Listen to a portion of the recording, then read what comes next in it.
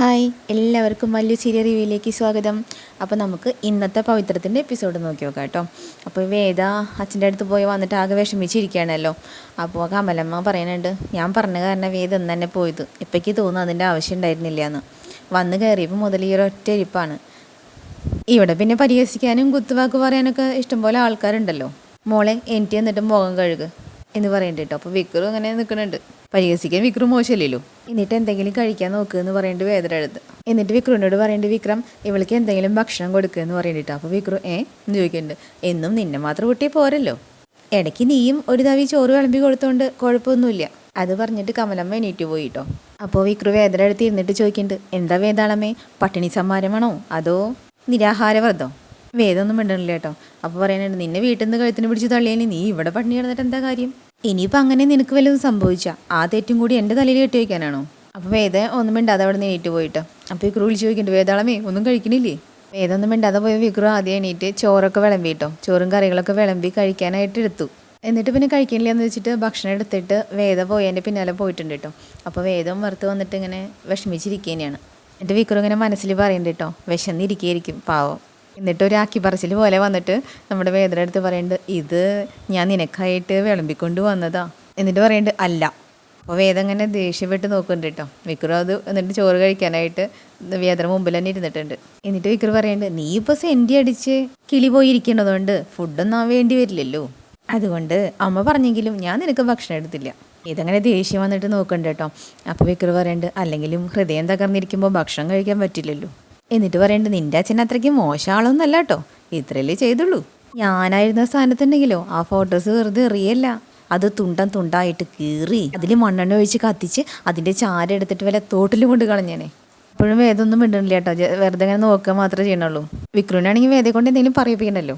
എന്നിട്ട് ചോദിക്കുന്നുണ്ട്, എന്താ വേദാളമേ ഒരു മറുപടി ഇല്ലാത്തേ? അപ്പോഴും വേദമൊന്നും മിണ്ടണില്ല കേട്ടോ. വിക്രു വേഗം ചോറൊക്കെ കുഴച്ച് ഉരുട്ടി വായിലിട്ടിട്ടുണ്ട്. എന്നിട്ട് പറയുന്നുണ്ട്, ആഹാ നല്ല കൂട്ടാൻ.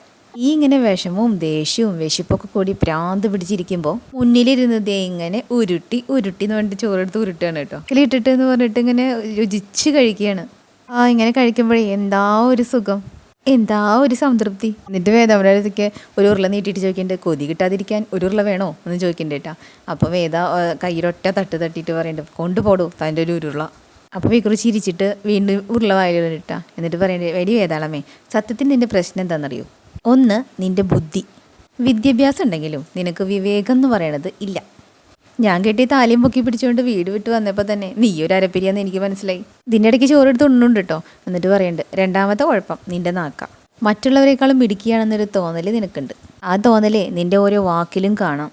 വേദമായി നോക്കണം കേട്ടോ. അപ്പോൾ റെഡി അറ്റാക്ക് വന്ന് ചാവം കിടന്ന് നിൻ്റെ അച്ഛനെ കാണാൻ പോയപ്പോഴും നിന്നെ ചതിച്ചതേ ഈ രണ്ട് കാര്യങ്ങളാണ്, വിവേകലയമയും അതുകൊണ്ട് പുറത്തു വരുന്ന നിൻ്റെ സംസാരവും. വേദൊരു അക്ഷരം മിണ്ടണില്ല കേട്ടോ. അവർക്ക് പറയാൻ പോലെ അവസരം നീ കൊടുത്തോ? ഇല്ലല്ലോ. സാധാരണ ആളുകളാണെങ്കിൽ തന്നെ ദേഷ്യം വരും, അപ്പോൾ പിന്നെ ജില്ലാ ജഡ്ജി ആയിരിക്കുന്ന ഒരാളുടെ കാര്യം പറയണോ? എന്നിട്ട് വിക്രു പറയണ്ടേ, എടി കോർ കഴുതേ, നിന്റെ ചേട്ടൻ എനിക്കെതിരെ എന്തെങ്കിലും ചെയ്തതിന് നിന്റെ അച്ഛൻ എന്ത് പിഴച്ചു? നിന്റെ അച്ഛനും കൂടി അറിഞ്ഞിട്ട് ഇതൊക്കെ ചെയ്തതെന്ന് നിനക്ക് തെളിവ് സഹിതം അറിയായിരുന്നെങ്കിൽ ഓക്കെ. അല്ല, ഇനിയിപ്പോൾ അങ്ങനെ ആയെങ്കിൽ തന്നെ എല്ലാം കൈകാര്യം ചെയ്യണതിനൊരു രീതിയില്ലേ? ഈ കാര്യം അങ്ങോട്ട് അറിഞ്ഞ ഉടനെ നേരെ അങ്ങോട്ട് ചെന്ന് വലിയ നാക്കും നീട്ടിയിട്ട് ഉറുമി വീശണ പോലെ അങ്ങോട്ട് വീശല്ലേ. നീ ആരാടി, ലേഡി സൂപ്പർ സ്റ്റാറോ? ഇപ്പം നിൻ്റെ അവസ്ഥ എന്തായി? ജനിച്ച വീട്ടിലേക്ക് കയറി ചെല്ലാൻ പറ്റാണ്ടായി. ഇവിടെ നിന്നാണെങ്കിൽ ഏത് നിമിഷം ഇറങ്ങേണ്ട രീതിയിൽ പോവേണ്ടിയും വരും. നല്ല സ്പീഡിൽ പോണൊരു ബസ്സിൽ ഇരിക്കുക, സീറ്റും കിട്ടാതെ കമ്പിയിൽ പിടിക്കാനും പറ്റാതെ പോണൊരവസ്ഥ ഉണ്ടല്ലോ, അതാണ് ഇപ്പം നിൻ്റെത്. അപ്പോഴേക്കും വേദയ്ക്ക് ആകെ ഇറിറ്റേഷൻ വേണ്ടി കരഞ്ഞു തുടങ്ങിയിട്ടുണ്ട് കേട്ടോ. അപ്പോൾ വിക്രു പറയേണ്ട, ഒന്ന് ബ്രേക്ക് ഇട്ടാലോ താഴെ പോവുകയും ചെയ്യും. അതുകൊണ്ട് നീ തന്നെ ഒരു സംഭവമാണെന്നുള്ള ഈഗോ അതങ്ങോട്ട് മാറ്റി വയ്ക്കുക. ആരോടെങ്കിലും സംസാരിക്കുമ്പോൾ അവരേത് അവസ്ഥയിലാണെന്ന് മനസ്സിലാക്കാൻ ശ്രമിക്കുക, എന്നിട്ട് സംസാരിക്കുക. അല്ലാണ്ട് വട്ടക്കണ്ണും തുറപ്പിച്ച് നാക്കിട്ട് അലച്ചിട്ട് എൻ്റെ അടുത്തേക്ക് വരുന്ന പോലെ എല്ലാവരുടെ അടുത്തേക്കും പോയാലേ അതിപ്പോൾ അത് അച്ഛനായാലും അവസാനതേ ഇങ്ങനെ ചൂടി കാണിച്ചിട്ട് പറയണ്ടേ, നിലവത്ത് മോങ്ങണ പട്ടിയുടെ അവസ്ഥയാവും ഒക്കെ പറഞ്ഞ് വിക്രു ഫുഡൊക്കെ കഴിച്ചിട്ട് നന്നായി തേട്ടണമൊക്കെ ഉണ്ട് കേട്ടോ. വെറുതെ വേദന ഇങ്ങനെ ഇറിറ്റേറ്റ് ചെയ്തുകൊണ്ടിരിക്കുകയാണ്. എന്നിട്ട് വേദയോട് ചോദിക്കുന്നുണ്ട്, ബാക്കി ഇത്തിരി ചോറ് ഇരിപ്പുണ്ട്, നീ കഴിക്കുന്നോ അതോ വെള്ളം ഒഴിക്കണോ? അപ്പോൾ വേദ ദേഷ്യം വന്നിട്ട് അങ്ങോട്ട് തിരിഞ്ഞങ്ങോട്ട് ഇരുന്നു കേട്ടോ. അപ്പോൾ വിക്രു പറയണ്ട, ശരി നിൻ്റെ ഇഷ്ടം പോലെ. എന്നിട്ട് പ്ലേറ്റൊക്കെ തുടച്ച് നോക്കിയിട്ട് ഒരു ടെൻറ്റ് പോക്കാണ് കേട്ടോ. ഈ സമയം നന്ദിനി വിനായകനും കൂടിയിട്ട് അവിടെ വാതിലടിച്ചിട്ട് സംസാരിക്കണം. നന്ദിനി കുറ്റി കൊടുക്കുന്നുണ്ട്. എന്നിട്ട് എൻ്റെ വിനയേട്ടാ, എന്നാൽ പിന്നെ അവളുടെ ഇഷ്ടത്തെ അങ്ങോട്ട് വിട്ടാൽ പോരെ, ഇതമ്മ പിന്നാലെ നടന്ന് തിന്നു മോളെ കുടിക്കും മോളെ എന്ന് പറഞ്ഞ് കൊഞ്ചിച്ച് നടക്കുന്നത് എന്തിനാ? എന്നിട്ട് പറയുന്നുണ്ട് എനിക്കറിയാമല്ലോ അവരേനെയും സൗന്ദര്യവും പണവും ആ തട്ടി വെച്ച് നോക്കുമ്പോൾ എല്ലാവർക്കും അവളോട് ഇഷ്ടം കൂടുതലാണ് അമ്മയ്ക്ക്. അപ്പോൾ വിനയം പറയണ്ടേ അങ്ങനെയൊന്നും ഉണ്ടാവില്ലടി വിനയേട്ട അമ്മ എന്നെ ന്യായീകരിക്കണ്ട, അമ്മയ്ക്ക് ഇത്തിരി വേറുകൂറൊക്കെ ഉണ്ട്. ഉറപ്പാ. ആ സമ്മതിച്ചു വിനയം പറയണ്ട കേട്ടോ. ഇവിടുത്തെ 3 മരുമക്കളുടെ കാര്യത്തിലായാലും സമ്പത്തിൻ്റെ കാര്യത്തിലായാലും സൗന്ദര്യത്തിൻ്റെ കാര്യത്തിലായാലും നീ മോശ. അതിൻ്റെ തരംതിരിവ് അമ്മയ്ക്ക് നിന്നോടുണ്ട് പോരെ. ആ അതെ അതെന്നെ ഞാനും പറഞ്ഞത്. അത് കഴിഞ്ഞിട്ട് നന്ദിനിക്ക് കത്തിയത് കേട്ടോ. അപ്പോൾ അടുത്തേക്ക് വന്നിരിക്കുന്നുണ്ട്. എന്നിട്ട് അല്ല നിങ്ങളിപ്പോൾ എന്ത് വർത്താനീ പറഞ്ഞത്? ഈ വീട്ടിൽ വന്നു കയറിയ പെണ്ണുങ്ങളുടെ ഏറ്റവും മോശം ഞാനാണെന്നോ? അപ്പോൾ വിനായകൻ പറയുന്നുണ്ട് അത് ഞാനല്ലല്ലോ നീയല്ലേ പറഞ്ഞത്. ദേവിനിയേട്ടാ അങ്ങനെ വല്ലതും പറഞ്ഞാലേ ഞാനും പറയും. സുധാകരൻ മാഷിൻ്റെ 3 ആൺമക്കളിൽ ഏറ്റവും മോശം നിങ്ങളാ. അപ്പോഴോ എന്ന് ചോദിക്കണ്ട കേട്ടോ. അപ്പോൾ വിനായകൻ പറഞ്ഞു അതിലെനിക്കൊരു വിഷമവുമില്ല, മാത്രമല്ല അത് കോമ്പൻസേറ്റ് ചെയ്യാനുള്ള വിവരം ബുദ്ധി എനിക്കുണ്ട്. നിങ്ങൾക്കുള്ളതേ കുബുദ്ധിയാ, എന്നെ കൊണ്ടൊന്നും പറയിപ്പിക്കണ്ട. ആ കുബുദ്ധി കൊണ്ട 4 കാശ് നിന്റെ കയ്യിൽ കിട്ടിക്കൊണ്ടിരിക്കുന്നത്. അത് മറന്ന് നെകളിക്കല്ലേ നന്ദിനി. എന്നാലും അമ്മ അവൾക്ക് അർഹിക്കുന്നതിന് കൂടുതൽ പരിഗണന കൊടുക്കുമ്പോ എന്ന് പറയണ്ട കേട്ടോ നന്ദിനി. അപ്പൊ ബാക്കി വിനായകൻ പറയുന്നുണ്ട് നിനക്ക് കണ്ണുകടി സഹിക്കുന്നില്ല. ആ അതെ. എന്നിട്ട് വിഷമിച്ചിട്ട് പറയുന്നുണ്ട് അവളെ അവിടുന്ന് പിടിച്ച് പുറത്താക്കിയ സ്ഥിതിക്ക് ഇനി ഒരു കാലത്തും അവൾ ഇവിടുന്ന് പോവില്ല, അത് ഉറപ്പാ എന്ന് പറയണ്ടിട്ട്. അപ്പോൾ വിനായകൻ പറയാം അങ്ങനെ ഉറപ്പിക്കാനൊക്കെ വരട്ടെ, ശ്രമങ്ങൾ നടക്കുന്നല്ലേ ഉള്ളൂ, നീ പെട്ടെന്നൊരു തീരുമാനത്തിലെത്താതെ. അപ്പം നന്ദിനിക്കൊരു ആശ്വാസമായിട്ടോ. എന്നിട്ട് കണ്ണൂട്ട് ചോദിക്കണ്ട അതെയോ അപ്പോൾ അവൾ ഇവിടുന്ന് പോകുന്ന ഉറപ്പാണോ? എന്ന് ചോദിച്ചാൽ വ്യക്തമായിട്ടൊന്നും എനിക്കറിയില്ല, പക്ഷേ അവളെ 2 സ്ഥലത്തു നിന്ന് കെട്ടിക്കാനുള്ള പദ്ധതികളാണ് ശ്രീകാന്ത് സാർ അവിടെ ഒരുക്കുന്നത്. ശരിക്കും സത്യമാണോ വിനയേട്ടാ ചോദിക്കണ്ടേട്ടാ. അപ്പോൾ വിനയേട്ടൻ പറയുന്നുണ്ട് അയ്യോ നീ ഇതൊന്നും പോയി അവളോട് പറഞ്ഞേക്കല്ലേ നന്ദിനി. ഞാൻ പറയോ വിനയേട്ടാ, ഈ മുറിയിൽ വെച്ച് സംസാരിക്കണതേ നമ്മൾ ഭാര്യയും ഭർത്താവിനല്ലാണ്ടേ വേറെ എവിടേക്കും പോവില്ല. അല്ല അവളായിട്ട് വഴക്ക് കൂടുന്ന സമയത്തേ അവളുടെ മുമ്പിൽ ആളാവാൻ വേണ്ടിയിട്ട് ചിലപ്പോൾ നീ വല്ല വിവരക്കേടും വെച്ച് കാഴ്ചയാലേ അപ്പം തീർന്നു. ഞാൻ പറയില്ല നീ ഇത്ര കാലമായിട്ട് ഞാൻ പറഞ്ഞു ഇല്ലല്ലോ എന്ന് ചോദിക്കാൻ നിങ്ങൾ കാര്യം പറ എന്താ ശ്രീകാന്ത് സാറിൻ്റെ പദ്ധതി? അപ്പോൾ വിനയം പറയുന്നത് സത്യമായിട്ട് എനിക്ക് അറിഞ്ഞുകൂടാ നന്ദിനി, പക്ഷെ എന്തൊക്കെയോ പരിപാടികളുണ്ട്, അല്ലെങ്കിൽ വിശ്വന്റെ ജോലി കൊടുക്കാൻ നോക്കേണ്ട വല്ല കാര്യമുണ്ടോ? അപ്പോൾ നന്ദിനി ആലോചിച്ചിട്ട് പറയാം പക്ഷെ വിനയേട്ട അത് എത്ര ആലോചിച്ചിട്ട് എനിക്ക് പിടികിട്ടുന്നില്ല അതെങ്ങനെയാണെന്ന്. അപ്പോൾ വിനയം പറയാം എനിക്കും, അതുകൊണ്ട് ഞാൻ ആലോചിക്കുന്നു നിർത്തി, നീ ലേറ്റ് ആണെങ്കിൽ എനിക്ക് ഉറക്കം വരുന്നു, ഗുഡ് നൈറ്റ്. എന്നിട്ട് വിനായകൻ അവിടെ കുറച്ചും കൂടി കിടന്നു. നന്ദിനി അപ്പോഴും ഇരുന്ന് ഇങ്ങനെ ആലോചിക്കുകയാണ് കേട്ടോ, എന്നാലും എന്തായിരിക്കും പ്ലാൻ? സമയം വീക്കറ് തീറ്റി കൂടി കഴിഞ്ഞ് പാത്രം കഴുകി വെച്ചിട്ടും വെറുതെ വന്ന് നോക്കണ്ട കേട്ടോ. എന്നിട്ട് പറയണേ വേതാളം പോയി കിടന്നു, അകത്തൊന്നും കണ്ടില്ലല്ലോ. അവിടുത്തെ വാതിലൊക്കെ അടച്ച് വിക്രമിൻ്റെ റൂമിൽ വന്നിട്ട് ലൈറ്റൊക്കെ ഇട്ട് നോക്കുമ്പോൾ വിക്രമിൻ്റെ കട്ടിൽ കിടക്കണ്ട കേട്ടോ വേദ. അത് പിടിച്ചിട്ടില്ല. എന്നിട്ട് അടുത്ത് വന്നിട്ട് വിളിക്കേടി ഡി വേതാളം എന്ന് വിളിക്കണ്ട കേട്ടോ. വേദയാണെങ്കിൽ അറിയാത്ത പോലെ കിടക്കുകയാണ്, നിന്നെപ്പം ഞാൻ ശരിയാക്കി തരാം പറഞ്ഞു പോയിട്ട് ജഗ്ഗിലെ വെള്ളം എടുത്ത് മുഖത്തൊഴിക്കാനായിരുന്നു പ്ലാൻ.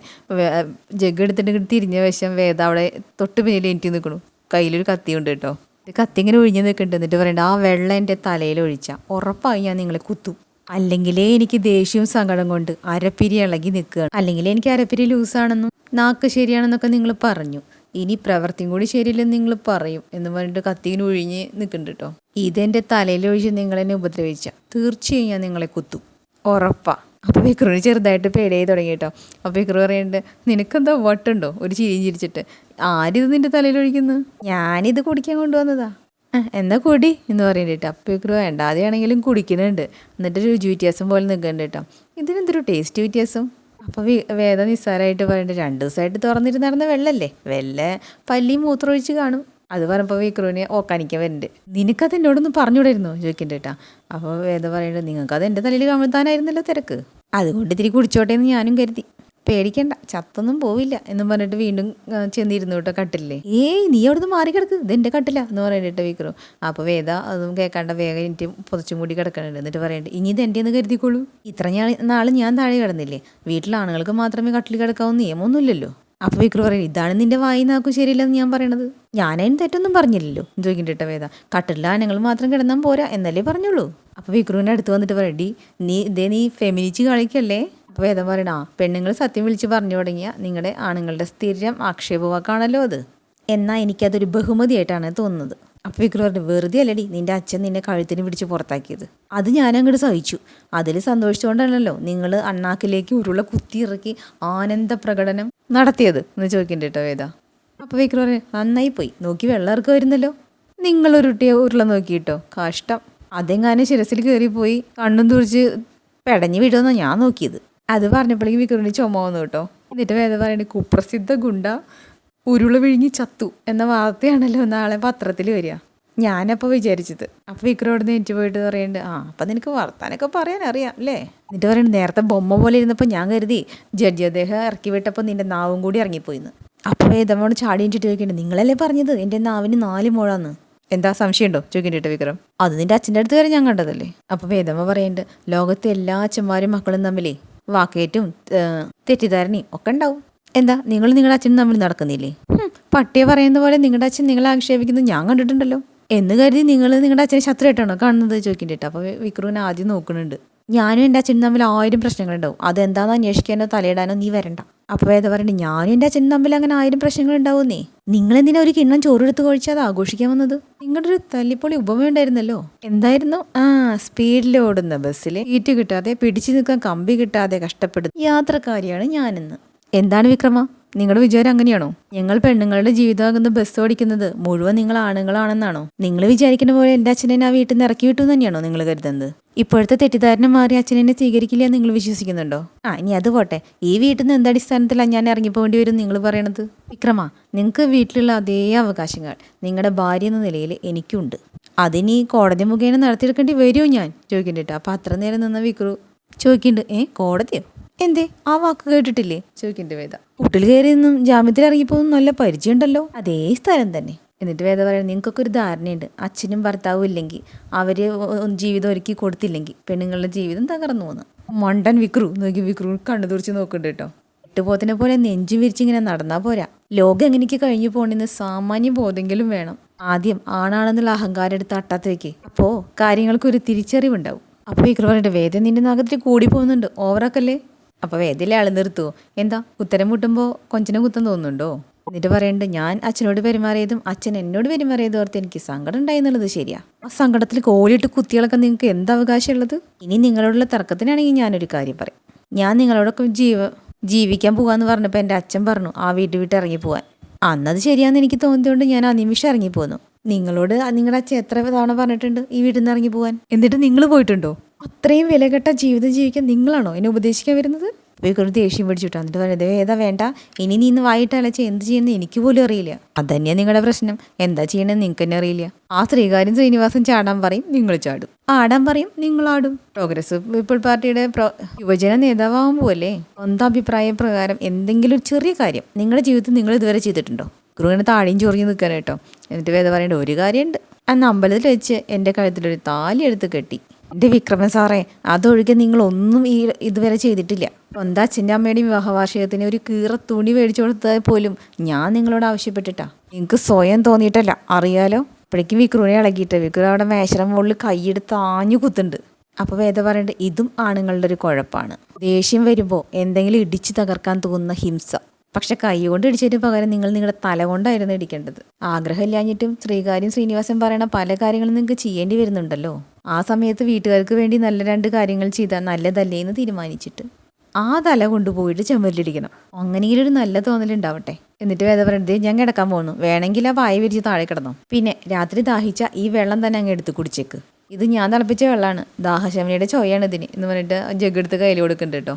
അല്ലാണ്ട് പല്ലിമൂത്രത്തിൻ്റെ അല്ല. എന്നിട്ട് വേഗം കയറി കട്ടിലുമ്പ് കയറിയിരിക്കുന്നുണ്ട്. എന്നിട്ട് പറയുന്നുണ്ട്, അപ്പോൾ വിക്രമൻ ചേട്ടാ ഒരു കാര്യം കൂടി മനസ്സിലാക്കിക്കോ, പല്ലികൾ മൂത്രം ഒഴിക്കാറില്ല. അപ്പോൾ വിക്രു എന്നോട് നോക്കണ്ട കേട്ടോ.